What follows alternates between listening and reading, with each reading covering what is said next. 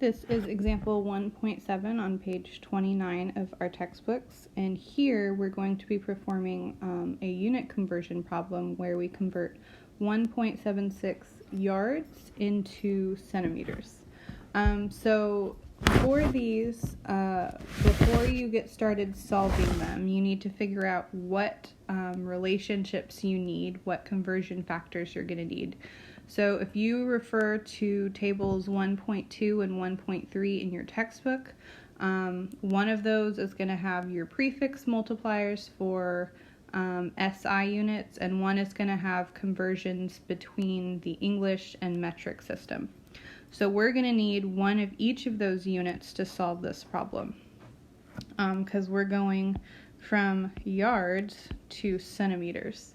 So if you look at the table with the English to metric conversions, we can see that conversions for yards to the metric system, one conversion factor is that 1 meter is equal to 1.094 yards.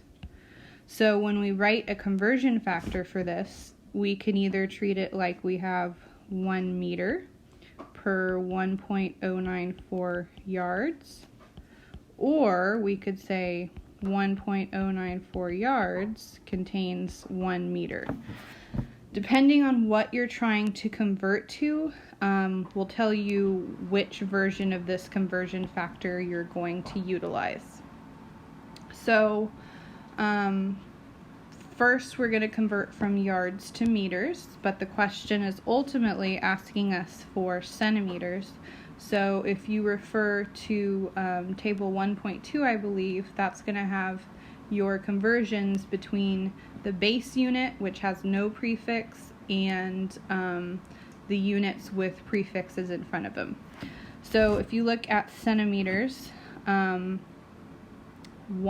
centimeter is equal to 10 to the negative 2 meters. That 10 exponent number always goes with the base unit. If you want to think about it another way, you could technically say 100 centimeters is equal to 1 meter. But in reference to that table, the 10 with the superscript power above it always is in reference to the base unit. So in this case, it's meters. Sometimes it could be seconds or liters or grams. It's whatever base unit you're dealing with that doesn't have a prefix. So we have our two conversion factors that we're going to be using, and our strategy basically for this is to go from yards, then to meters, then finally to centimeters, and that'll be your final answer.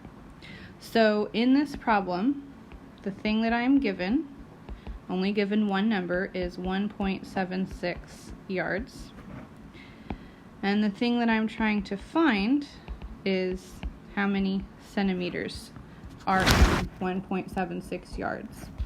So to start working this problem, I always put what I'm looking for, what I'm trying to find, out in front, and set that equal to what I'm given. So in this case, it's 1.76 yards.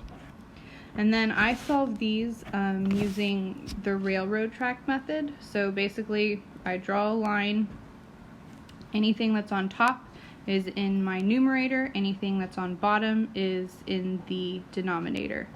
And I separate different units by unit conversions by lines. So the first step in this problem is to go from yards to meters. So we're going to do that using one of these two conversion factors that I have written down at the top. So when we're performing unit conversions, the unit that you want to cancel, that you want to get rid of, always goes on the bottom. It goes diagonal from the unit that you're trying to cancel. So up top I have yards here. So on the bottom I'm going to put the yard portion of my conversion factor, 1.094 yards. And on the top I'm going to put the meter portion, because that's what I'm trying to get to, 1 meter. So this conversion factor always has to stay together. You always have to have a numerator and denominator, and which one you put where depends on what you're trying to cancel. So in this case, yards and yards cancel. And now I'm technically in units of meters. So then my next step is to get from meters to centimeters. So here I'm going to be using the 1 centimeter equals 10 to the negative 2 meters conversion.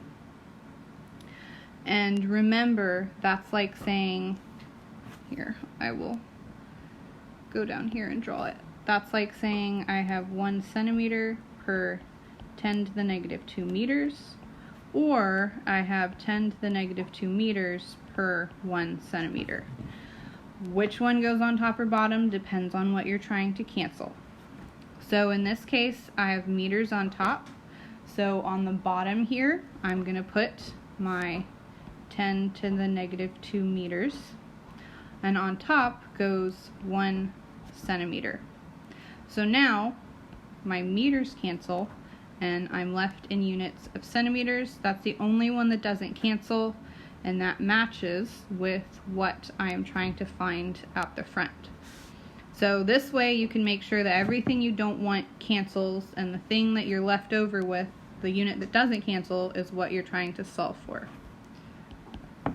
So now when you're plugging all of this into your calculator, you need to pretty much multiply anytime you have a vertical dividing line and divide anytime you have a horizontal.